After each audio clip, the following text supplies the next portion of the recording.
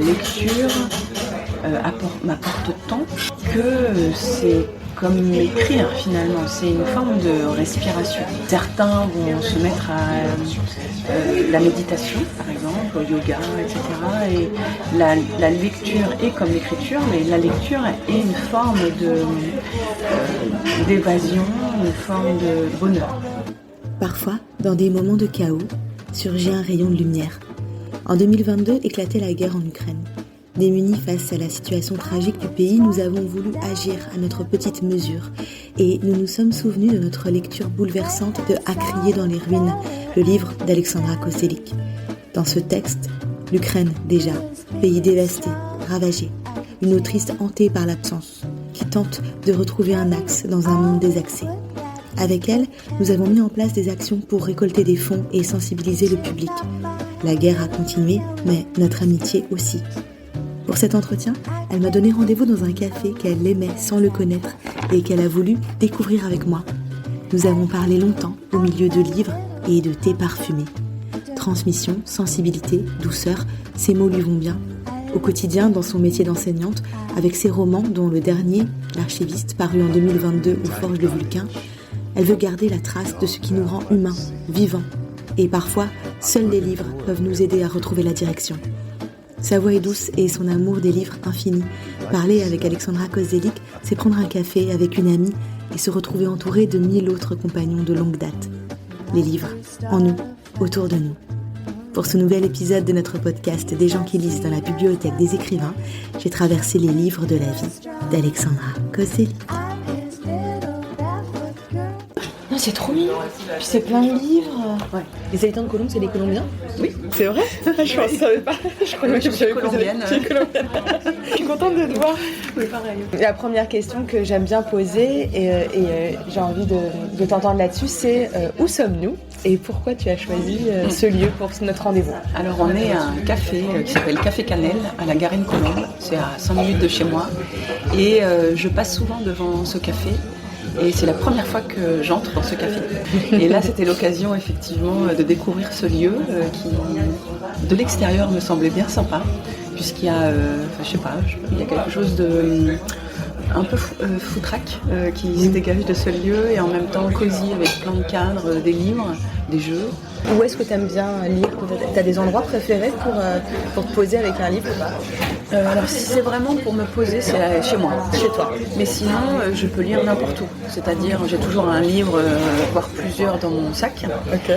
C'est avec le RER, parce que j'ai 45 minutes à 1h30 de trajet pour aller travailler. Le soir pour aller travailler. Le bruit ne te dérange pas?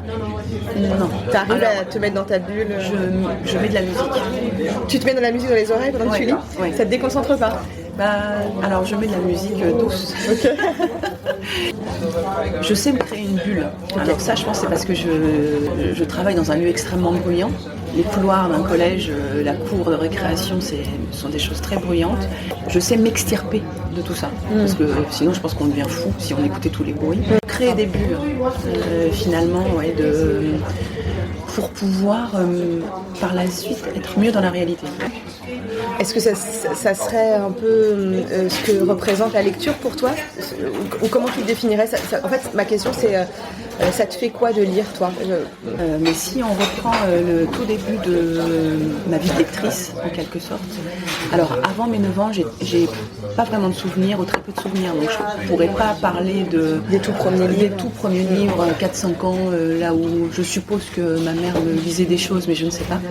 Et alors après, par la suite, après mes 9 ans, la lecture a été vraiment un refuge pour moi. C'est-à-dire qu'il y a eu un épisode traumatisant entre mes 8 et mes 9 ans. Et la lecture, ça a été vraiment quelque chose qui me permettait de sortir de cette chose, de ce chaos en quelque sorte. Et donc au départ, ça a été un refuge pour voir du joli en quelque sorte, pour voir la beauté. Et puis pour me divertir, donc au sens, dans les deux sens, et aussi pour répondre à certaines questions. C'est-à-dire que les adultes n'arrivaient pas, les adultes, pour moi c'était un monde assez hermétique par rapport au mien, et donc découvrir des textes, c'était une réponse, donner un sens finalement à tout ça. Et j'étais une grande lectrice, tout simplement parce que ça a été une forme de fondation pour moi. Ok.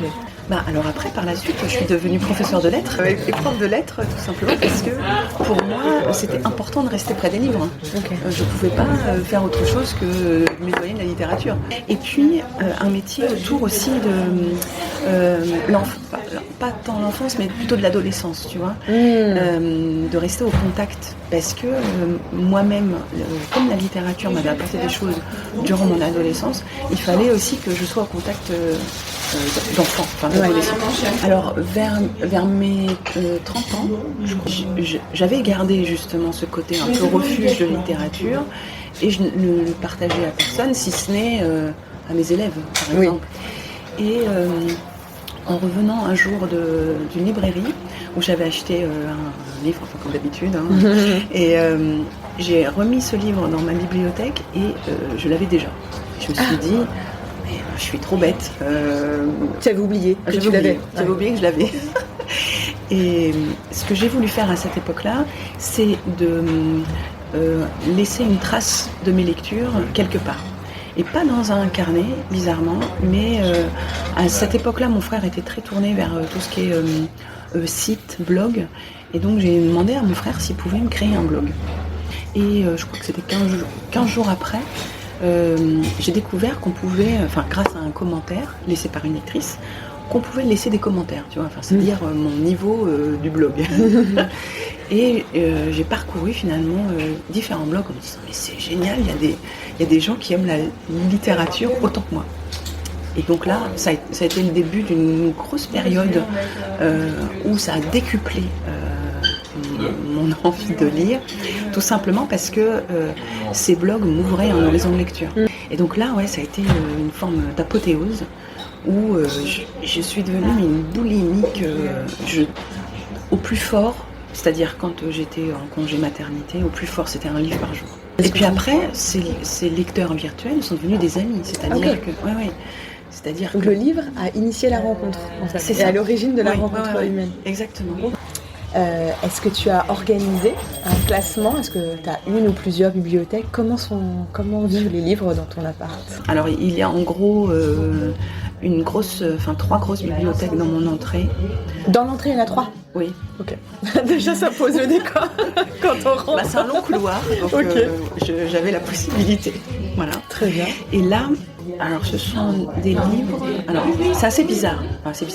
Disons que dans ma salle à manger, j'avais envie d'avoir quelque chose d'harmonieux visuellement. Et là, ce sont que des couvertures blanches dans cette bibliothèque-là. Dans celle de la salle à manger? Oui. C'est salle à manger, salon. D'accord, ok. Là, on n'est plus dans le couloir. Ça, c'est une autre bibliothèque. En fait, c'est pour comprendre. D'accord. Et donc là, que des couvertures blanches. Donc Folio, Point, Gallimard, Seuil, Olivier, Seuil, voilà, Babel. Donc là, c'est toutes ces couvertures-là, rangées par maison d'édition et par ordre alphabétique. D'auteurs à l'intérieur des maisons d'édition. Voilà. D'accord. Exactement.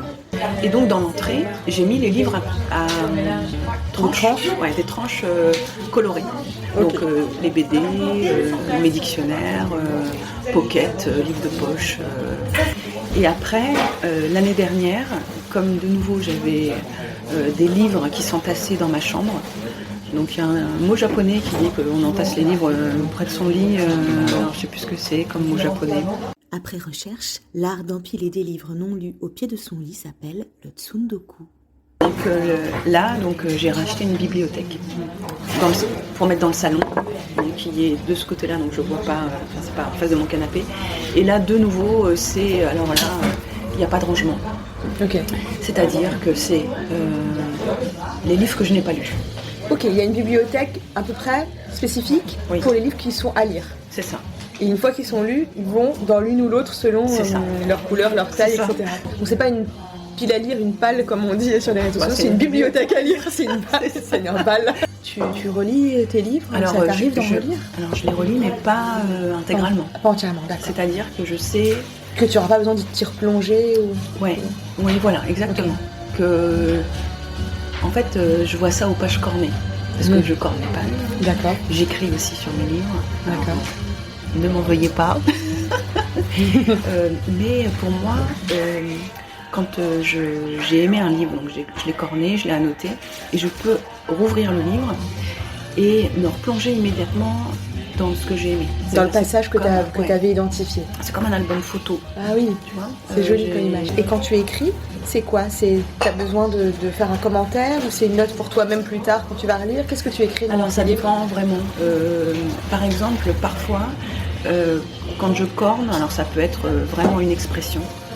Et j'ai envie de la mettre en haut, de la détacher. Tu la recopies donc? Voilà, je la recopie. Est-ce que tu mets des choses dans tes livres, je sais pas, des lettres, des post-it, des cartes? Ouais. Tout à fait. Ouais. À une époque, par exemple avec mon ancien compagnon, il adorait me laisser des petits mots dans les livres. Et au hasard? Au hasard. Et parfois, en fait, je redécouvre des mots que je n'avais jamais découverts. Encore aujourd'hui? Encore aujourd'hui. C'est très joli. Oui, c'est très joli. Et sinon, toi, sciemment, tu peux mettre aussi des choses dans les livres en me disant je les retrouverai peut-être un jour ou pas du tout? Ah oui, complètement. Ça peut être un billet d'exposition parce que j'ai vu une exposition à ce moment-là. Ça peut être... Du coup, le livre, correspond aussi à un moment de vie. Exactement. Au moment où tu l'as lu. Oui. Okay. Et d'ailleurs, par exemple, quand je prête un livre, alors déjà... Donc tu prêtes tes livres déjà? Ah oui, moi ça. T'as pas de sujet là-dessus? Si je le retrouve pas, ça veut dire qu'il a été aimé, donc je le rachète. Ça me dérange pas. Et si jamais la personne me le redonne, je lui dis ne t'embête pas avec. Tu peux. Déjà la tranche est cassée, donc tu peux continuer de la casser. Pour faire vivre le livre, quoi. Voilà. Et je me souviens une fois, j'avais un ami qui avait emporté des livres au Brésil. Il l'avait lu sur la plage et quand j'avais ouvert, ça crissait encore. Ah, de sable. Voilà. Et j'aimais beaucoup ça. Oui, c'est vrai. Et d'ailleurs, j'avais dit, si tu veux me laisser un mot dans le livre, laisse-moi un mot et comme ça, en fait, ça fait partie de la vie du livre. On va revenir en arrière sur les premiers livres qui ont été importants pour toi. Est-ce que tu te souviens, quand tu me parlais de ces moments de lecture qui ont été refuges pour toi à partir de tes 9 ans par exemple, est-ce que tu te rappelles des premiers textes qui t'ont emporté? Quels sont les premiers livres que tu as aimé lire de cette période-là? Alors je me souviens vraiment, je ne sais plus quel âge j'avais, peut-être 11-12 ans, Léo de Hurlevent. Ça a vraiment été... C'est Émilie Franquet? Émilie, ouais. Je comprends les prénoms. Ça a vraiment été... Si jeune? Ouais. Et donc, Léo de Hurlevent, je ne savais pas si c'était difficile ou facile, mais en tout cas, c'est vraiment quelque chose qui m'a emportée. Okay. Je me souviens encore de ma position. J'étais sur le lit, vraiment, et je suis restée comme ça toute la journée, en fait. Et après, au lycée, pareil, le deuxième livre, c'est L'insoutenable légèreté de l'être. Le Kundera. Ouais, là je suis en première et c'est une prof de lettres qui dit... alors j'adorais cette prof de lettres. D'ailleurs je pense que je suis devenue prof de lettres parce que je l'ai rencontrée. Parce qu'elle t'a fait effet. Ouais, et donc elle dit vous devriez lire Kundera. Et donc j'achète Kundera.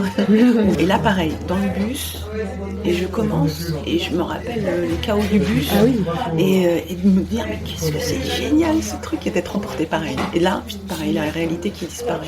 C'est beau parce qu'à la fois tu racontes ça en disant que le livre permet de t'extraire la réalité, et en même temps tu te rappelles précisément des endroits, des mouvements, ce qui se passait autour de toi quand tu as lu. C'est très joli. Il y a des auteurs ou des autrices que tu suis absolument, que quoi qu'il arrive, tu liras leur nouveau roman? Par exemple, à Kundera, j'ai tous les livres de Kundera. D'accord. J'aime beaucoup aussi Laurent Godet, par exemple. Par exemple, José Carlos Somoza. Okay. Je connais moins. Ouais. Alors, il n'est pas très connu, mais vraiment... j'ai vraiment besoin d'ouvrir un livre sans savoir ce que je vais y trouver. Et donc, je trouve que, par exemple, dans Laurent Godet, donc il y a cet attrait, il y a une langue déjà qui est puissante, et il y a un côté quand même où il n'est pas dans un genre précis. C'est-à-dire qu'il peut flirter avec un peu le conte, avec quelque chose même quasiment mythologique. Il y a vraiment, par exemple, La mort du roi de Sangor, pour moi, ça aurait pu être écrit par une personne de l'Antiquité. Oui, tu vois, il y a un souffle qui est là. Et pour autant, ça reste un roman contemporain. Le dernier, que je n'ai pas encore lu, mais on est vraiment dans la dystopie. Et là, en fait, il flirte avec... oui, voilà, c'est-à-dire qu'il n'y a pas une couleur qui est... définie à l'avance, en fait. Ouais. Ouais. Est-ce qu'il y a des livres qui sont, un ou plusieurs d'ailleurs, qui sont très très importants pour toi et que tu aimes faire voyager, offrir régulièrement? Par exemple, Somoza, La caverne des idées. Parce que c'est un livre qui se passe à la fois de nos jours et en même temps dans l'Antiquité. C'est un livre qui dit notre rapport aux mots, à l'écriture, parce qu'on parle d'un traducteur. Et en gros, dans ce livre, donc le traducteur travaille sur un livre qui se passe dans l'Antiquité, donc avec un meurtre, etc. Et plus il avance dans l'histoire, plus le livre avance, et plus il voit que ce qu'il est en train de traduire phagocyte finalement son réel, jusqu'à... Alors ça, il le dit dans des notes de bas de page. Plus le livre avance, plus les notes de bas de page grossissent, jusqu'à ce qu'on ne sache plus finalement quelle est l'histoire racontée. Et ça, j'adore en fait. Revenons à toi. Tout à l'heure, tu me disais que tu avais toujours un, voire plusieurs livres dans ton sac. Ah oui. Tu as des livres pour chaque endroit dans lesquels tu es, un livre que tu lis chez toi, un livre que tu lis dans les transports, etc. Comment voyagent les livres avec toi? Avant de te parler des livres qui sont dans ton sac en ce moment. Oui, c'est le matin. Par exemple, concrètement, il n'y a pas de livre dans mon sac le matin. J'en mets un et c'est le livre que j'ai choisi pour la journée. Au même titre que je choisis une tenue, voilà, etc. Tu choisis un livre. J'adore cette image. J'adore. Alors aujourd'hui, quels sont les livres qui sont dans ton sac? Et bien alors... ou les. Non, je prends 3, pardon. Ça, c'est parce que... Alors, tu peux citer le livre? Le ciel brûle de Marina Tsvetaeva. C'est un recueil de poèmes? Recueil de poèmes, tout à fait. Et... qui est déjà corné.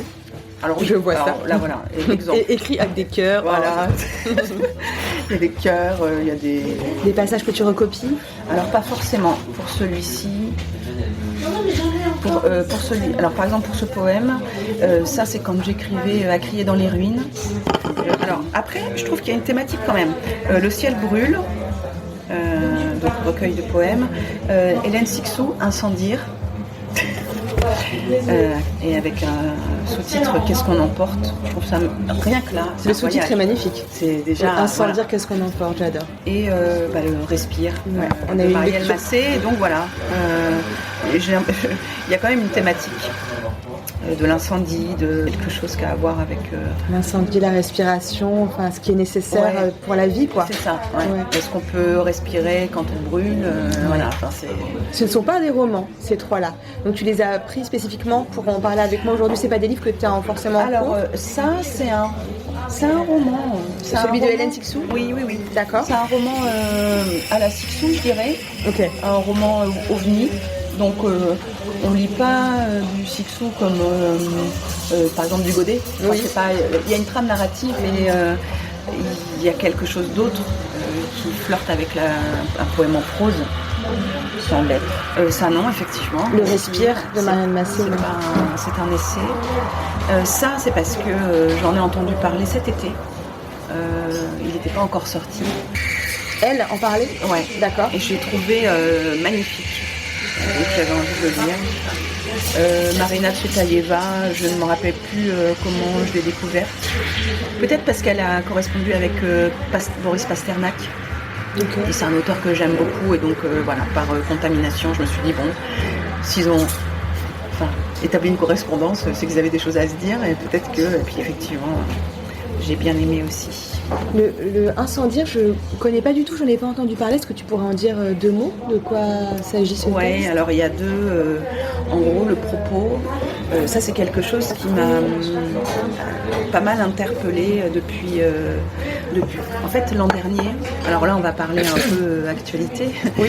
Mais l'an dernier, quand il y a eu l'invasion des troupes russes en Ukraine, j'ai vraiment eu l'impression d'avoir 2 époques qui se télescopaient, Seconde Guerre mondiale et époque contemporaine, et d'avoir une incompréhension totale du monde dans lequel on est en train de vivre. Incompréhension tout simplement aussi parce que ça me remettait en cause moi en tant que professeur. En tant que professeur, généralement en littérature et en troisième plus particulièrement, puisqu'en troisième on voit Première Guerre mondiale et Seconde Guerre mondiale, on parle du devoir de mémoire, des choses à lire, oui. Des memoranda, tout simplement pour éviter que les choses reviennent. Et là, donc ça fait plus de 20 ans que j'enseigne, et malgré tout, les choses sont revenues. Et donc ça m'a complètement déstabilisée en me disant mais finalement, à quoi servons-nous ? À quoi sert l'enseignement si on n'y arrive pas ?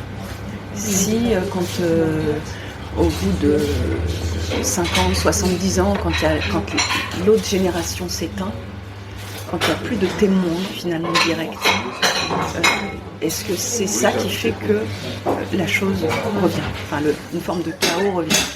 Et donc dans Incendiaire, tu as ce côté-là, c'est-à-dire il y a deux époques, 42 et 2020, 1942 pardon, et 2020.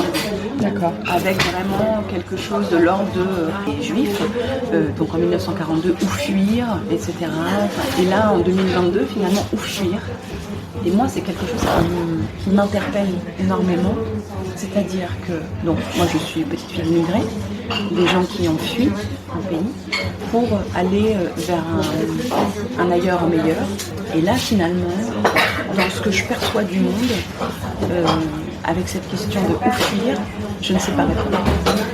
Parce que j'ai l'impression que le monde est devenu une forme de globalité et que dans chaque pays, alors on est quand même préservé en France, mais que dans chaque pays, il y a quelque chose qui s'est désaxé.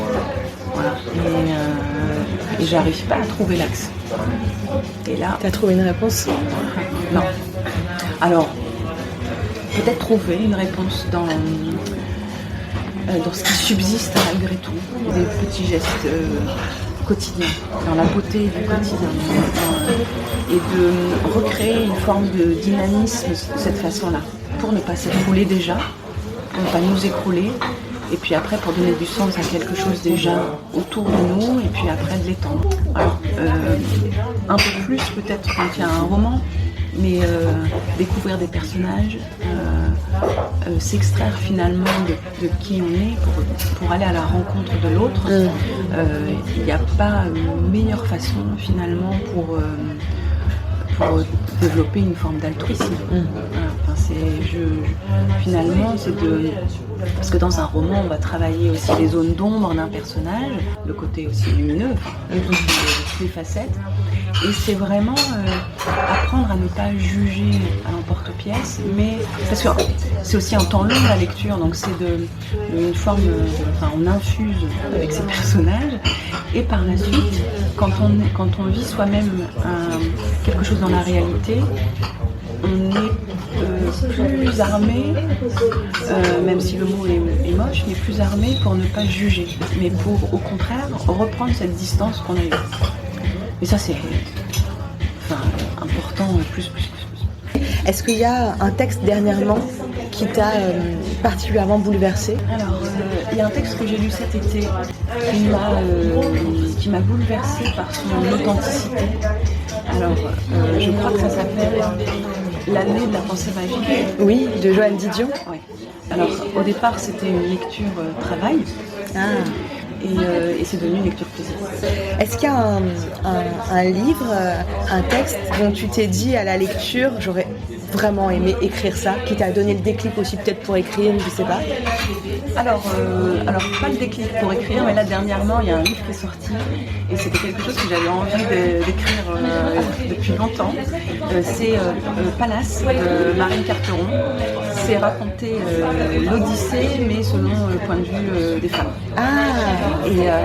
Et alors elle a fait un travail monumental. C'est vraiment un désir de ma part, puisque comme je suis professeur de lettres classiques, l'Antiquité coule en moi, en quelque sorte.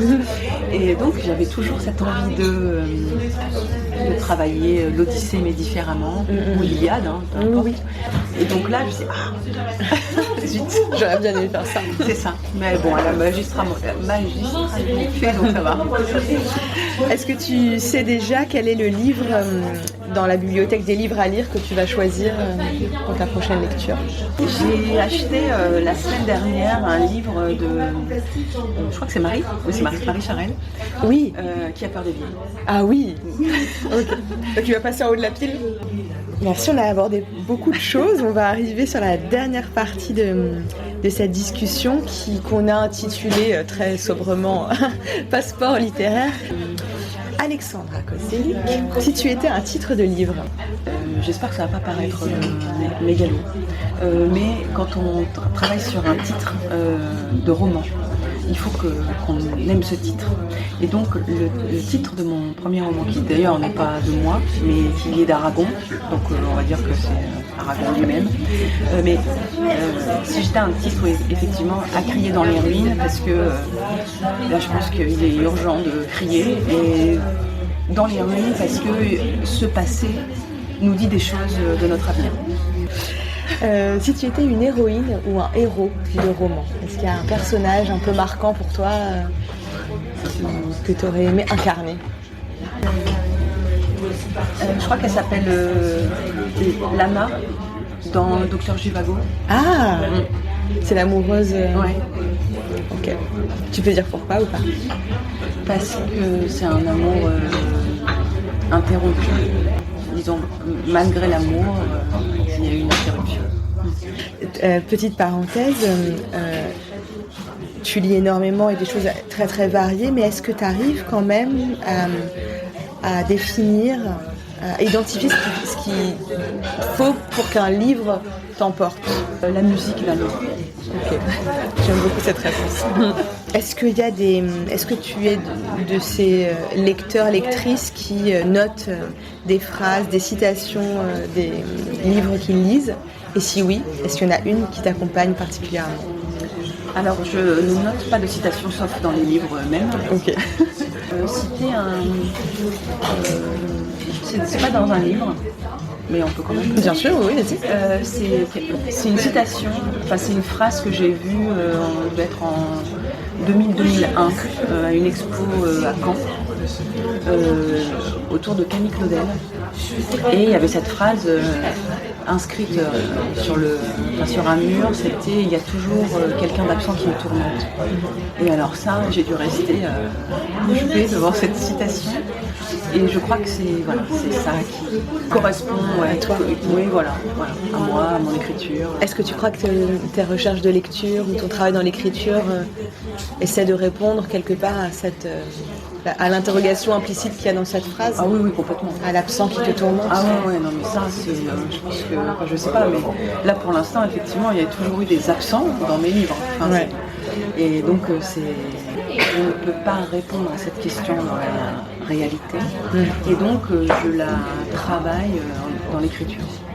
Le livre ou le texte que tu aimerais qu'on lise à ton enterrement? Oui. Alors, tu as réfléchi, je vois ça. Pas forcément pour les héritiers.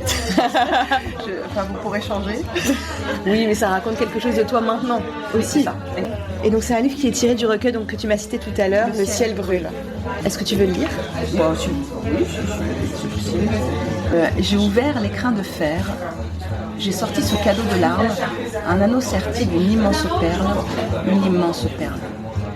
Comme un chat, je sortis sur le seuil, le visage rond au fer, vent soufflant, oiseaux planant, les cygnes à gauche, les corbeaux à droite. Nos chemins se séparent. Tu t'éloigneras avec les nuages, tu sombreras dans la forêt épaisse, dans les sables brûlants, tu épuiseras ton âme et de tes yeux les larmes. Mais au-dessus de moi, la chouette criera, mais au-dessus de moi, l'herbe bruissera. Tu sais, Alexandra, la particularité de ce podcast, c'est que l'auteur qu'on a rencontré avant toi t'adresse une question, sans savoir qu'elle sera pour toi. C'est une question à l'inconnu que je te pose. C'est Élie Guillou, qui était mon précédent invité, qui te demande, pour toi, qu'est-ce qu'un livre réussi? Alors, c'est un livre que je n'attendais pas. Un livre qui va me surprendre, m'emporter et par l'histoire et par sa langue, qui va devenir un ami en quelque sorte. Ok, on lui fera part de ta réponse. Est-ce que tu as réfléchi à la question qu'à ton tour, tu vas poser à la personne que je verrai après toi, sans savoir qui il ou elle sera? Alors j'aimerais bien que la personne réponde à pourquoi écrire de nos jours. Pourquoi écrire? Bah, écoute, on lui fera part de cette question et on te dira sa réponse. Pourquoi écrire de nos jours? Ça va avec une question que j'aurais pu te poser aussi. Pourquoi lire de nos jours? Toi, est-ce que tu arriveras à répondre à cette question-là? Pourquoi lire de nos jours? Pourquoi continuer? En fait, je ne sais pas si vraiment la question se pose. Tout simplement, en tout cas, chez moi, elle ne se pose pas. Tout simplement parce que la lecture m'apporte tant que c'est comme écrire finalement, c'est une forme de respiration. Certains vont se mettre à la méditation par exemple, au yoga, etc. Et la lecture est comme l'écriture, mais la lecture est une forme d'évasion, une forme de bonheur. Et donc voilà.